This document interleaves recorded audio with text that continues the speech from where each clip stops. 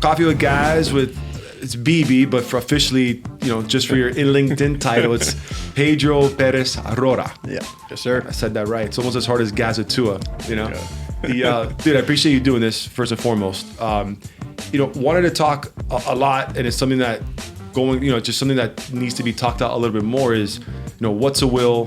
Why do you need a trust? Who should you appoint as a trustee? Those are things that I'm assuming you have a lot of crazy stories where things are too late. So part of it is just honestly being proactive, and it is kind of a piece of financial planning, and I'm in the insurance business, right? Right. So just like, why would someone, I guess the basic question is, why would someone get a will? I mean, it's the inevitable, right? We're all going to pass. Yeah, that's it's the inevitable. The morbid conversation. It is. But I think of it as it's one of the most personal things somebody can do for their family. You don't really do it for yourself. I mean, you can use a trust to accomplish certain things during your life.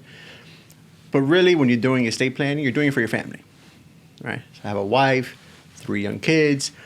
If I were to pass away now, it's leaving something for them, a plan for them, so that they can inherit what I've built over my life, right, in a way that's easier for them. They can manage it. It's just a plan for them. Well, let me ask you a question. If someone doesn't have a will, like, what's that process look like? Is everything kind of left up for interpretation?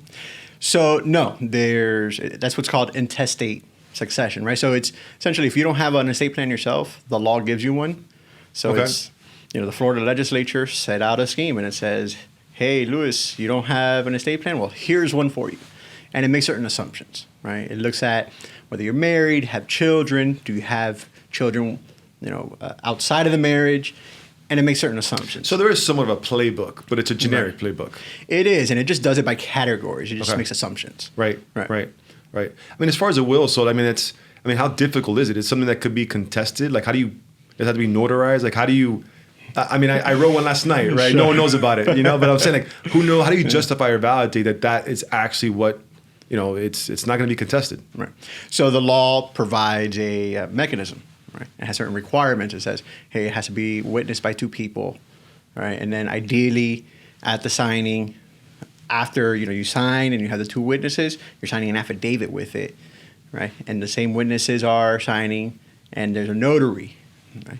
And now, I don't want to say it's ironclad, but now, you're setting it up so that when it's being admitted into court, the judge can look at it and feel comfortable that this was actually your will. Can somebody come in and contest it still? Of course. Right. And then, at that point, you're now fighting it out. Right, which is, I'm sure you've seen some crazy stories too, like in your line of work. Yeah. And it's like, I didn't know that. I was under the assumption once it's notarized, it kind of goes through. So everything has to go through some sort of probate and through court. Yes. Well, a will has to go through probate. That's the way that a will works. Okay. Right. So upon my passing, my wife, after she throws her little party, right? She's going to hire a lawyer. Well, it depends on how much life insurance you have too. Right? Well, actually, in my plan, I had written on instructions that she throws a party. Oh, nice. Oh, celebrate. I mean, that. Wow. Yeah, well, it's a celebration of life, right? Right. Anyways, I actually told her to call it BB Bash Final Edition. BB Bash. Most people don't know. That's why you go there. Obviously, from pre-law school and pre-lawyer days, I remember. Just a little side note, man. You were the local promoter, dude. All right. That's another story. Sure. We survived. That's why we got to get a will. We survived those party days. Yeah, right. So, so she would go hire a lawyer, and they start this court process, and that's probate, right? And what the court's doing there is essentially getting all of my assets, paying off creditors, and distributing the rest to beneficiaries, right? But there's a lot of safeguards put in place to make sure that it's actually going to the people that it should go. So we have a will, and then I guess a second step would be setting up an actual trust. Right. That's more of the tax inheritance, setup as well. Like, wills, what I want to happen, but a trust is how to effectively manage that. Well, the original reason for a trust is actually for the same purpose of a will, to distribute my assets after I pass, but it's meant to do it privately outside of the court system. Okay. All right. That's the original reason for a trust. But lawyers, we get things and run with them, right? Sure. And we've found ways to use trust to accomplish other goals. Right. So you can accomplish some tax planning, some asset protection planning, so things that can benefit you during your life. We can use them. Trust for that reason. Well, because most people don't. And by the way, back to that too, like, is there a certain threshold, whether it's, from an economic standpoint, where someone should have a trust? Like, should everyone have a trust, or is that not is that too broad? Well, I don't think everyone should have a trust, but there are certainly certain economic levels that you absolutely should have a trust.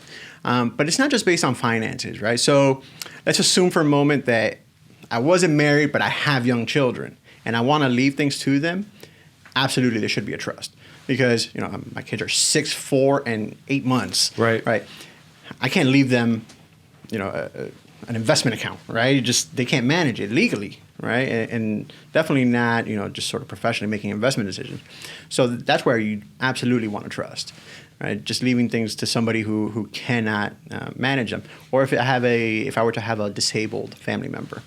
How do you leave that legacy behind and take care of them? Like those that set up either instructions, the financial, I guess, direction of that as well. Yeah, the trust is basically like a rule book. Right. Well, let me ask you something. Like, as far as I know, is it 50-50, where is there an assumption that you have to appoint a family member to be the trustee? No. Most people do, right? Especially for when a trust is used for like its original purpose, to just bypass probate. Typically, it's a family member. Right. When you're trying to accomplish other objectives, tax goals, asset protection goals, there we are usually using some kind of third party, a corporate trustee is what we call them. Banks, there are trust companies around that will act as a trustee for those purposes. So let me ask you, like, the difference, and I get confused with it. There's a revocable and then irrevocable trust. Yeah. Like, what would be the point? Because I know one is either when you hire a third party, you can't make those changes, right? When it's irrevocable. Yeah. Like, I get a little bit confused on those angles. Sure. So revocable is essentially I'm creating this trust and I'm moving assets into it, but I'm still the owner, and I can change the terms of the trust. I can completely, revoke the trust. Right? I can make another void. Right. I can terminate it. Irrevocable. Right? It's much less common to use an irrevocable trust, right? And that's where I'm moving property into this trust, and I'm really parting ways with control. I can still have some benefits from it, but really I'm shifting assets out of my control, and that's where we start to get a lot of those other benefits, tax and asset protection benefits. So that's where the tax side is really the driver on that end. Right. Okay. No, I mean, and I can imagine that conversation too about having a third party. It's one of those awkward. You talked about communication right before we started talking. Like, how do you have that conversation early on of who's going to be the trustee? We all love our family, right? But there's sometimes if there's a plan in place, good or bad, might not be I can imagine that's a conversation that could be difficult, right, when you get to that point. So yes, first and foremost, right, an estate plan, I look at it as the most personal thing somebody can do, right? Your plan is your plan, and yes, having communication, getting advice from professionals or from family members, it's helpful, but it's not the number one thing, right? It's your plan, right? You make the decisions you want to make. Right? Yeah. Now, where the communication with family members comes into play is more along the lines of, well, you're doing this for your family, right? And communication is really the basis for all relationships. All right. So if you want to preserve the relationship, even after you're passing, you don't want your wife or your brother, sister, whoever to get upset. Hey, why wasn't I included? Leaving them in the dark on that can lead to some, harsh feelings. No, you want to keep Thanksgiving tradition going, right? And celebrate. I mean, no, it's true. Like, I can imagine, and but also too, like, how with life changing so fast, right? There's life events, good or bad, adding children, God forbid, I didn't want to bring it up. Maybe there's a loss, right? Or life changes. Like, how often should you be revisiting either a will or a trust? Like, is that something just you like do it from a year, like a time standpoint, or just life events? Like, what's your thought process on that? So I see it as both, right? Really, I tell people, my advice is always, there's 4 criteria, right? One would be a change in the family. You brought it up, right? Whether by addition or subtraction, could be a birth or passing, marriage, divorce, any change in the family. Another one is a substantial change in your assets, right? If you sell your house and buy a new house, start a business, sell a business, that sort of. There's a change in assets. You definitely want to look at your estate plan, see if it still makes sense. A third one really comes from the attorneys. Is there a change in the law? Right? Is there a change in the tax law that affects it? Yeah. Right? And then the fourth just being, passage of time, right? At a minimum, I say just review it once every about a year or 2 years at a minimum. Why? Because maybe your thinking has changed. Maybe a relationship with somebody in the family or somebody that's a part of the plan has changed, right? For better or worse. It could be either one. You want to revisit it just to make sure it still makes sense. I mean, is it common to kind of set up, when you go back to the estate, someone setting up an estate planning and or will, is that something besides the nuances of it, is it common practice to let your family know what's in the will? You kind of see these movies, right, where all the family members are sitting in like a big conference room, and everyone's gonna get like 20% of the inheritance, and they find out then they gave it to like a cat, Right. Like, is that, which is crazy. Right. I saw someone's dog inherited like millions of dollars. Yeah, there's a few examples. Which is insane. Yeah. Well, I actually think of it a little bit different, right? So, people have dogs, and a dog is basically a family member. I agree. So, I mean, leaving everything to the dog is a little extreme, but setting something up to take care of the dog, right? Especially with animals that live long, like a horse, right? Horses live a long time. Right. And if you're up there in age and you own a stable of horses, leaving a way to take care of the horses is important. So, I see what you're saying. I always think about a cat or a dog, but no, you're right. I mean, the financial responsibility and burden, what happens to that second level? Right. I mean, it's just interesting. Like, so is there like a trigger early on, like a state? Like, would you suggest when people just get married, new families being formed, like that should be a kind of a conversation to have right away? Because I'm assuming people tend to procrastinate. And I'm not looking at it. I'm looking at it from the morbid situation, right? Just like even buying life insurance. Yep. Like usually people, and God forbid, you want to be too late, but everyone tends to kind of, put it in the back burner until they get a scare. I mean, I'll tell you, I'm the prime example of that. All right. So some years ago in 2016, I had my first child was born. She's a few months old, and I'm thinking, all right, I should buy some life insurance. It's the right thing to do. Right. I started shopping it around, got some quotes, and put it off. I just didn't actually pull the trigger. You didn't submit the payment. Yeah, right. No, it happens all the time. It happens all the time. Like, nobody likes insurance, right? Who's gonna paying that bill? And trust me, I'm a consumer as well as sell it. Right. So that was May of 2016. Put it off. July of that year, I got diagnosed with cancer. Right. And so I didn't have an estate plan. I didn't have life insurance. Right. And so here I am with a 7-month-old daughter, wife and my daughter, and I had to run out and get my estate planning done. At that point, obviously, I'm not getting insurance. So, I tell anybody if you have young children, just get it done. Yeah.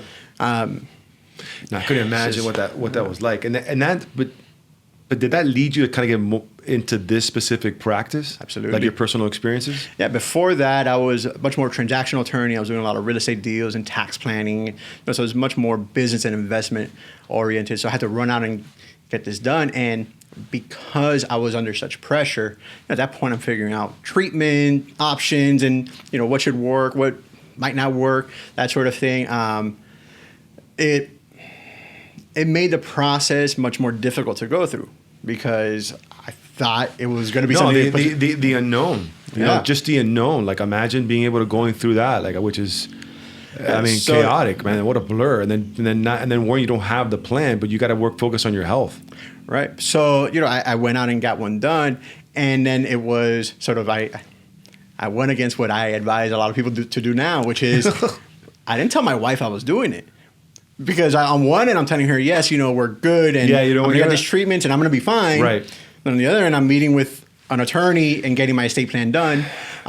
It's like, it's almost like you don't want to set the panic, but why would you do that? You're going to be fine, right? Right. Wow. So, it was a difficult thing, right? And now I actively encourage people, hey, talk, especially if you're married, right? Have that conversation at a minimum so that, the wife or husband knows what to do, right? Knows that they even exist and whatnot, and they know who to call, that sort of thing. So that's really, what got me into estate planning. So, once I got better, I started shifting more and more into this area. And now it's all I do. I mean, think about how powerful, like your testimonial alone just kind of, you're living it, you did it, and now you can kind of guide people on that. I mean, it's kind of like, I could assume people kind of put you to the back burner. Yeah, it's fairly often that I'm working with people on their estate plan when there's a diagnosis. Right? Or, What you're in it already. It's almost not too late, but you're in it. Like you're doing this reactively instead of proactively. Right. And so, because I was there at one point, it really helps me understand what they're thinking and try to help them get through those mental hurdles. Yeah. Right? Because really what stopped me from speaking to my own wife when I was doing it back in 2016 was, it was that mental hurdle of, well, how can I even talk to her about this? Right? And that's really something built up in my mind, because what's the easiest thing in the world to do is have a conversation with my wife. Right. Right? I talk to her every day. Right. Right. No, exactly. So, it was more of a mental. So it helps me, speak to people who are in that situation about it. But in reality, the best advice I give is do it when things are fine, because then you can think through it and really give it the time and the thought that should be given to this. Right? You do this for your family. Right, so I generally recommend that we do this over the course of about 3 to 5 weeks, right? To give it time, we have a few conversations, because you're getting a lot of information, thinking things through, thinking about the family and who, the what, when, where, why, all of that, right? So giving it that thought is very helpful, and then at the end of that is a well thought out plan, and then as you go along, now you have that plan in place as you go along, right? And there's changes, right? Those changes that we spoke about. Right. Now, you have the information, you have the plan, and it's really just adjusting, right? If there's any adjustments, you're just adjusting along the way. Right. That's it. No, like anything, it's just, I can understand that the awkward conversation, getting into it. It's awkward for me. Like we're gonna talk about it, and it's just getting to that morbid space. It's the same thing talking about life insurance. It's that nobody wants to kind of confront it. Like I don't need it now, I do it later. Right. But the communication and having a plan, it's crucial. It is somewhat. I get why a lot of people look at it as morbid, right? It's really the most natural thing. It's gonna happen. It's gonna happen. But we avoid talking about it. It's gonna happen. Right, and you plan so many other things, right? Plan a vacation, right? Like you do all these things, right? And that's really easy. And in reality, when you're doing these plans, it's really just doing something for your family, people that you love. Well, that's what you do this for. So that's the way I look at it. You're really doing something for the people you love and trying to guide them the way that you think is best. Right. Well, I appreciate you doing this, and of course. No, man, I'm happy you're healthy, kicking butt, so and helping me and helping other people. So I appreciate you doing this, man. No, of course, my pleasure. Thank you. Thanks, bro. Yeah.